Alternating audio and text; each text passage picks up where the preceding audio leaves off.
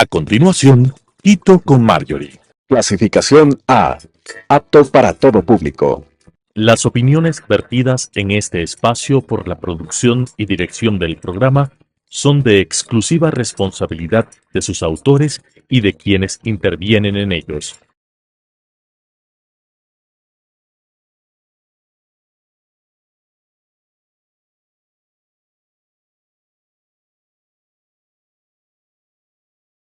Quito con Marjorie.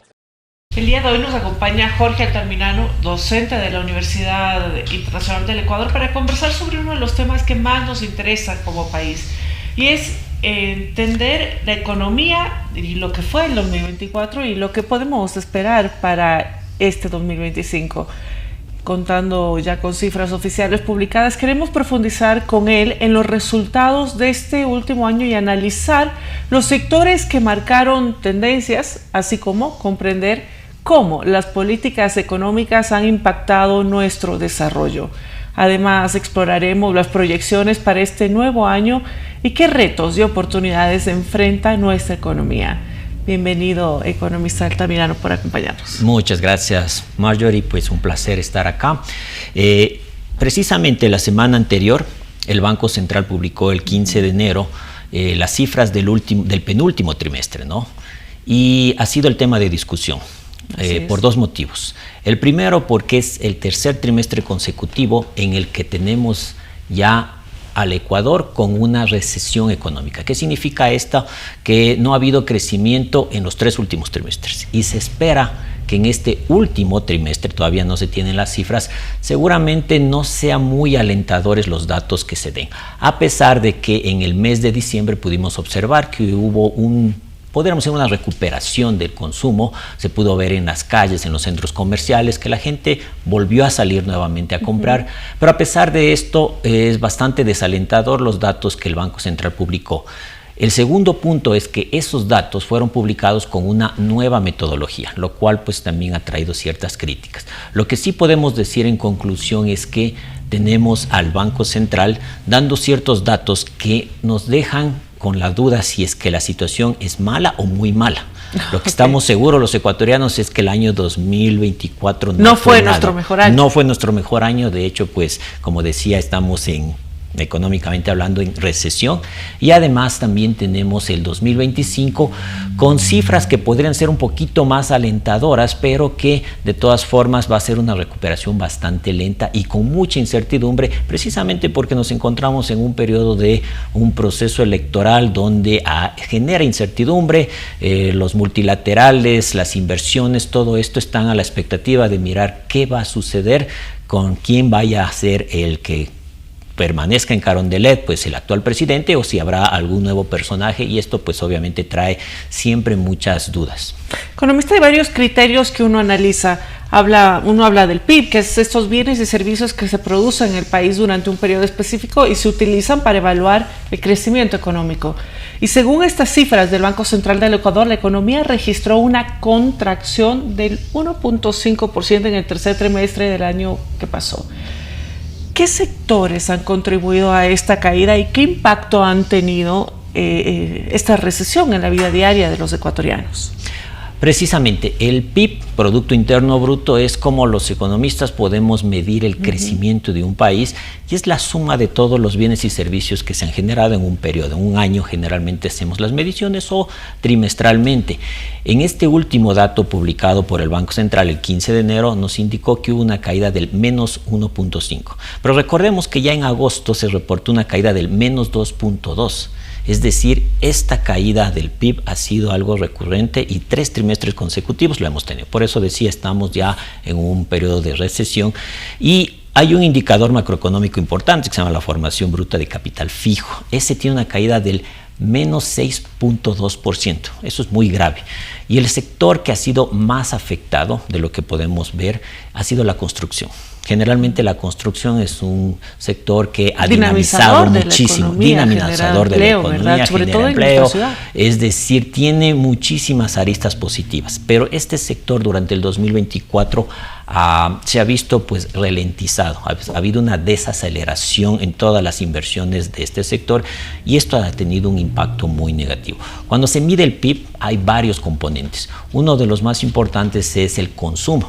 Los estudiantes de primer año de economía pues se nos enseña en su momento que el consumo de los hogares es uno de los componentes más importantes porque cuando la gente tiene la predisposición de comprar, eso es un dinamizador de toda la economía porque si la gente compra, también los comercios tienen que generar más bienes, más servicios, se contrata más gente, se pagan más impuestos y se dinamiza. Pero este consumo en el 2024 se vio pues también que tuvo un impacto negativo. Algunos analistas indican que seguramente fue por la subida del IVA en abril, ¿no? Los 3 puntos que experimentamos todos. Y esta subida del IVA pues evidentemente afecta al consumo, afectó y esto ha tenido un impacto muy negativo. A partir de abril pues se vio una caída en el consumo de los hogares, la gente ha consumido menos, pero luego una recuperación en noviembre, bastante interesante. ¿Cómo influye en este indicador el empleo, la inflación, bueno, y también el acceso al crédito? Precisamente algo que la banca privada se pudo observar durante el 2024 fue la acumulación de mucha liquidez, que se esperaría que en este año 2025 eso se transforme en créditos.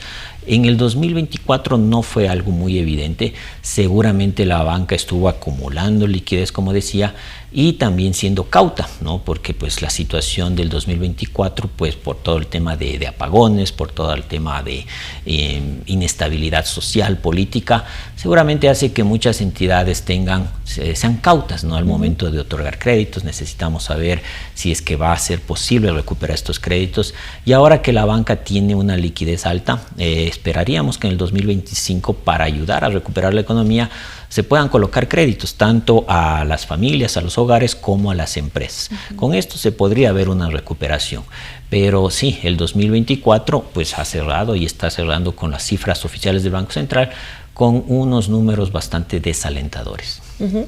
Otro de los temas que escuchamos mucho es la inflación, ¿verdad? Que mide el aumento sostenido de bienes y servicios en el tiempo. Una inflación es esperada, ¿verdad? En cierto nivel, pero en nivel alto afecta el nivel adquisitivo. ¿Y cómo ha evolucionado en nuestro país esta inflación y cuáles fueron sus principales factores, digamos, para estos cambios? Correcto. Tomemos en cuenta que estamos dolarizados y precisamente en este mes se ha cumplido 25 años de dolarización. Una de las ventajas de la dolarización ha sido que nos ha traído estabilidad.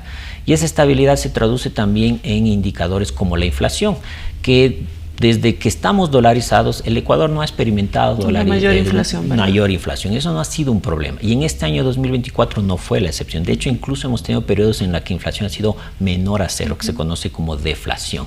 Ahora, esto no es necesariamente bueno. Cuando una economía tiene una inflación muy baja o incluso tiene una deflación, también significa que la economía está muy ralentizada, no está caminando como debería. Desde la Fed, ¿no? Que vendría a ser el Banco Central de Estados Unidos, recomiendan tener una inflación entre el 2 y el 3%. Y el Ecuador muchas veces está en un dígito, 1.5, que aparentemente sería positivo. Entonces, si bien es cierto, convierta al Ecuador en un país donde la inflación no es un problema, como suele suceder en otros países vecinos, o hemos escuchado casos de Venezuela o de Argentina, donde la inflación es muy grave. El Ecuador no es el caso. Y es en gran medida por la dolarización, porque es una moneda fuerte, pero también el hecho de que como cayó el consumo, es un indicador que nos está diciendo que la economía está ralentizada. Entonces, aunque por un lado permite que los ecuatorianos no perdamos nuestro poder adquisitivo, porque los precios no suben de una forma pues desordenada, como sí sucede en otros lugares, pero también nos hace recapacitar, reflexionar que la economía está ralentizada, cosa que ya lo sabemos. Otro de los temas que podemos hablar es sobre la balanza comercial, ¿verdad? La diferencia entre exportaciones e importaciones. Esto, si fuera positivo, contribuye a la economía, y en el 2024 el Ecuador registró una caída en el precio del petróleo, lo que afectó a su vez los ingresos por exportaciones. ¿Qué estrategias deberían implementarse para diversificar los productos exportables y reducir la dependencia de recursos naturales? Bueno, es muy difícil reducir esta dependencia porque el Ecuador, por su naturaleza, nuestros recursos, es un país primario exportador. Cambiar esto ha sido una de las agendas de muchos gobiernos, ha sido la promesa de todos los gobiernos, el cambio de matriz productiva, se llamó en algún momento, el lograr tecnificar la producción, es decir, ha habido muchos esfuerzos, pero por la misma naturaleza de nuestro país, nosotros somos primarios exportadores. Las exportaciones en el 2024 sí tuvieron una caída importante, contrario a las importaciones. Pero algo que es interesante es que en la ecuación del PIB las exportaciones suman, las importaciones restan. Entonces, es decir, estamos comprando más de lo que vendemos. Esta situación no es positiva, incluso contribuye al PIB de una forma que lo reduce.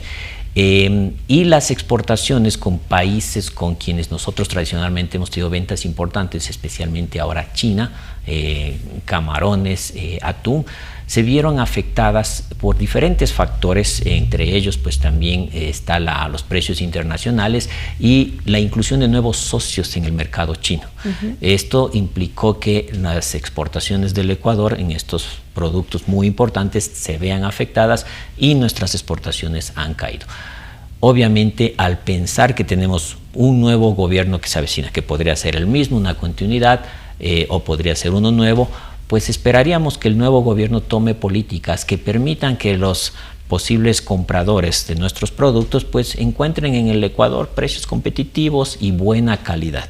Cosa que se ha visto afectada por todas estas noticias que hemos escuchado, que dice que el banano ecuatoriano viene con droga, que en algún momento China nos impuso ciertas sanciones sanitarias por el camarón, pero esto más bien podría entenderse desde un punto de vista de castigos por políticas que ha tenido el Ecuador con este país. Entonces, esperaríamos que en el 2025 quien esté en el poder tome acciones que permitan que los mercados vean al Ecuador de una forma más atractiva, ¿no? Y esto tiene que ver muchísimo también con la seguridad, que todavía no se ha controlado. Lamentablemente las noticias que se escuchan del Ecuador en el extranjero pues suelen ser siempre negativas en todos estos temas de inseguridad y de inestabilidad política, ¿no?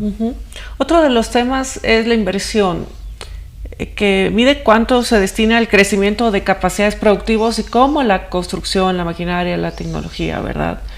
Otros quizá, es un indicador clave del crecimiento del país. Y hemos tenido una disminución en la inversión. ¿Cómo se puede restablecer la confianza de los inversionistas nacionales e internacionales en este contexto que hemos ya planteado? Precisamente, como decía, la formación bruta de capital fijo tuvo una caída del menos 6.2% en este último reporte del Banco Central, y eso se vio principalmente afectado en el tema de construcción. Los inversionistas, cuando se ven abocados en un tema en el que vemos inestabilidad como la que estamos en este momento experimentando, estamos frente a un escenario en el que se avecinan elecciones, generalmente los inversionistas son cautos en esperar qué es lo que va a suceder. Decía, la banca privada acumuló mucha liquidez en el 2024 y esperaríamos que eso se traduzca en el 2025 con créditos. Cuando ya sepamos quién ha sido el ganador o la ganadora de las elecciones y podamos tener una idea de qué políticas se mantendrán, continuarán o si es que habrán nuevas, posiblemente los inversionistas se sentirán más seguros de acceder a créditos y con esos créditos pues poner a trabajar ese dinero en áreas productivas. Esperemos que se recupere, por ejemplo, la construcción, que es un generador tan importante y dinamizador de la economía. Sin embargo, yo creería que en este momento, los primeros meses de este año, lo que vamos a observar es que todos los inversionistas van a ser muy cautos y esperar a los resultados de las elecciones. ¿Y qué debemos esperar entonces los ciudadanos? ¿Cuál puede ser cómo medimos el crecimiento proyectado, que según el Banco Mundial va a ser del 2%? Significa una recuperación lenta, pero positiva. ¿Y qué sectores, además de la construcción, pueden impulsar este crecimiento y cuáles necesitan más apoyo también? Recordemos que los multinacionales, el Banco Central y en general los economistas, cuando tratamos de proyectar, pocas veces le atinamos, ¿no? Siempre las proyecciones de lo que se hacen tienden a ser o muy optimistas o se subestima. En este caso, pues por ejemplo, se esperaba al Ecuador un crecimiento de al menos el 1%, pero aparentemente esto no va a suceder. Ha sorprendido que el Banco Mundial ha sido optimista en un crecimiento del 2%. El mismo Banco Central en el mes de septiembre proyectó 1.5%, Fondo Monetario Internacional 1.6%. Es decir, en todo caso son crecimientos, pero muy modestos, pequeños. Y lo que necesitaría el país es al menos crecer en un 5% para poder cubrir todas las necesidades que tenemos. Y esto lo vemos muy lejano. De hecho, desde hace más de 10 años nos hemos mantenido en un promedio de aproximadamente el 2%. Es decir, la economía del Ecuador no ha crecido como debería crecer. Y en este año 2025 esperaríamos que podamos tener más apertura a mercados. También está de por medio lo que sucede en Estados Unidos. El día de hoy sabemos que se posesiona nuevamente el presidente Trump y hemos escuchado que habrán muchos cambios, muchas medidas, quiere hacer deportaciones importantes. No olvidemos que el Ecuador recibe, hasta el mes de septiembre, recibió 4.700 millones de dólares en remesas, principalmente Estados Unidos, y pensaríamos que el último reporte seguramente nos llegue a 5.000 millones. De haber un retorno importante de ecuatorianos, posiblemente esas remesas podrían afectar y eso tiene un impacto directo en el consumo de los hogares. Ahora, ¿qué debería fomentarse en el Ecuador? Nuevamente las exportaciones, porque somos un país primario exportador. El cambio de matriz productiva no se ha dado y no es algo que se pueda cambiar en el mediano plazo, posiblemente en un largo plazo. Y lo que esperaríamos es que medidas que tome el nuevo gobierno pues sean enfocadas a mejorar la productividad del agro. Y hablamos de déficit fiscal. Esto es cuando los gastos superan los ingresos, ¿verdad? Un cálculo bastante sencillo al parecer. Y el Ecuador ha logrado reducir este indicador, pero esto sigue siendo un desafío para las finanzas públicas. ¿Qué medidas deben priorizarse para continuar con esta tendencia sin comprometer áreas claves como la salud, como la educación? Precisamente el Fondo Monetario Internacional, que es nuestro hoy por hoy, pues quien nos está generando y proveyendo los créditos que nos permiten que la economía funcione y cubrir todos estos déficits, nos ha puesto ciertas condiciones, y estas condiciones son que el gobierno tenga un déficit fiscal que vaya encaminado a reducirse. Este gobierno en el 2024 logró reducir ese déficit fiscal, como bien ha mencionado, pero tiene una consecuencia, y la consecuencia es que la austeridad fiscal para lograr contener este déficit hace que no se invierta en ciertas áreas. De hecho, en el reporte del Banco Central también se ve que hay una caída importante en la inversión pública. Y de acuerdo a ciertos analistas, esta inversión pública puede ser también, esta reducción de la inversión pública podría ser una de las razones por las que la inversión privada no se ha dado. Es decir, se entiende que la inversión pública podría ser un dinamizador de la inversión privada, generando las condiciones para que la inversión privada llegue. Pero si la inversión privada observa que tampoco existe desde lo público ninguna intención de invertir, tampoco lo hace. Entonces, de reducir el déficit fiscal permite que podamos cumplir con las condiciones del Fondo Monetario Internacional para que nos sigan prestando, pero al mismo tiempo se ven afectadas áreas sociales, que es lo que la mayoría de la población ha sentido y ha experimentado. Entonces, no hay inversión pública, se puede ver un deterioro de los servicios públicos. Hoy por hoy la gente dice no se puede sacar ni siquiera el pasaporte porque no hay especies, y no se diga de lo que sucede en los hospitales, en las escuelas públicas y en general toda esta obra pública.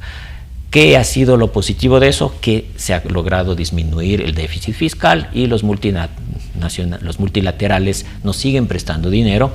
Ha reducido el riesgo país, estamos prácticamente en 1000 puntos. Eso es muy bueno porque podemos acceder a crédito más barato, pero tiene esta consecuencia en lo social. ¿Cómo encontrar el balance justo? Pues eso ya entra un poco incluso en la ideología, ¿no? Por ejemplo, encontrábamos el día de ayer en el debate quienes decían yo priorizaría el gasto público sobre el pago de la deuda, lo cual puede ser un mal indicador para el multilateral. Esto podría incluso elevar el riesgo país, pero podría contentar a la gente. Entonces se vuelve una situación en la que el equilibrio justo es difícil de encontrar. El Ecuador en este momento ha logrado que se vea con buenos ojos al país gracias a que el déficit fiscal se ha reducido y tenemos acceso al crédito, y de hecho el Fondo Monetario Internacional hace algunos meses atrás en Washington hizo un reporte, hizo una exhortación al gobierno del Ecuador a que continúe con esas medidas, felicitándole por todos estos aciertos, dijo el Fondo Monetario, en el ámbito macroeconómico. Pero podemos observar que la gente, la población no se encuentra tan contenta, entonces se vuelve una situación muy compleja. Reducir el déficit fiscal para lograr acceder a créditos que son necesarios, pero con la consecuencia de que la inversión pública cae y los servicios públicos se ven deteriorados. Economista, hemos hablado de inversión pública y privada. ¿Qué pasa con la inversión extranjera directa? Quisiera que conversemos un poquito. Y esta consiste en el capital extranjero destinado a proyectos en nuestro país que pueden generar empleo y transferir tecnología. ¿Qué políticas o incentivos se podrían ofrecer para atraer más inversión extranjera directa, especialmente en sectores estratégicos como energía, tecnología y agricultura? Precisamente la inversión extranjera directa, la IED que se conoce, ha sido uno de los puntos que han estado en las agendas de los últimos gobiernos. No olvidemos que el gobierno del expresidente Lasso tenía incluso un eslogan muy interesante, ¿no? Más Ecuador en el mundo, más mundo en el Ecuador, y realizó grandes esfuerzos desde varios puntos de vista tratando de atraer inversión extranjera directa. Se generó un portafolio de inversiones muy interesante, hubo varias ferias en varios países, hubo una muy grande en Washington, otra aquí en Quito, se invitaron a varios inversionistas y no se consiguió la inversión extranjera directa. Y es que el Ecuador no es un país atractivo. Hasta cierto punto la dolarización, a propósito de los 25 años de dolarización, que hubo un foro muy interesante en el Banco Central hace algunos días atrás, se hizo este análisis.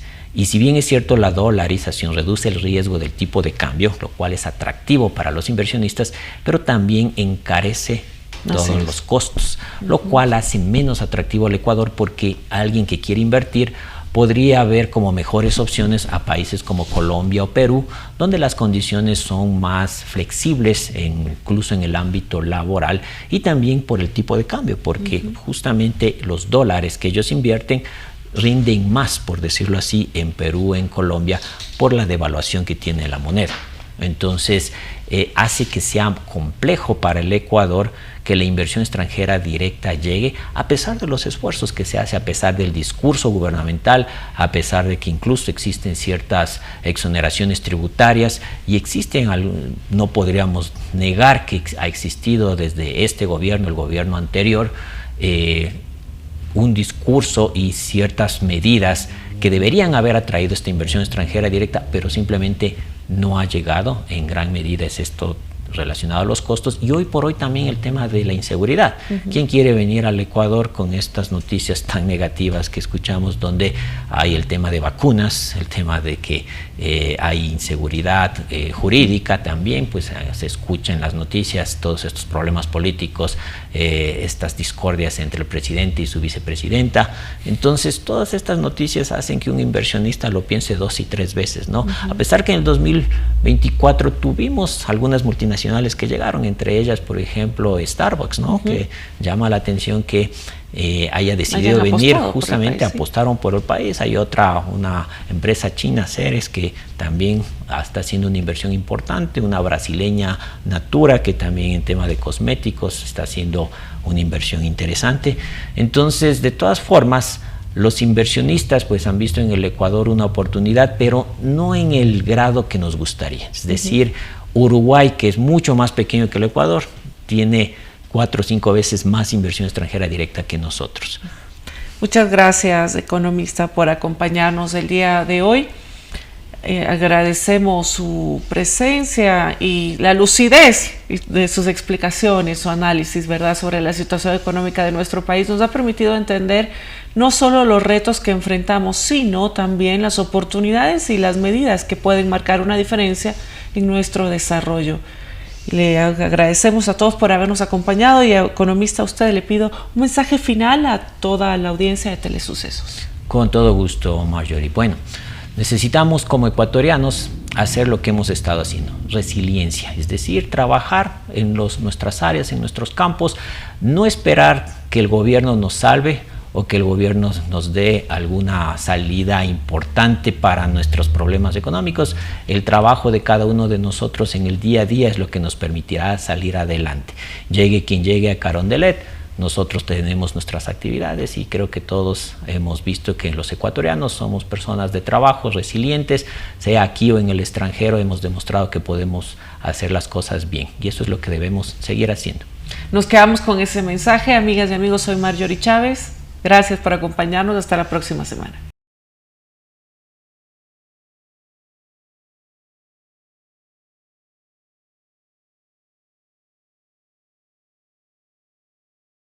Quito con Marjorie.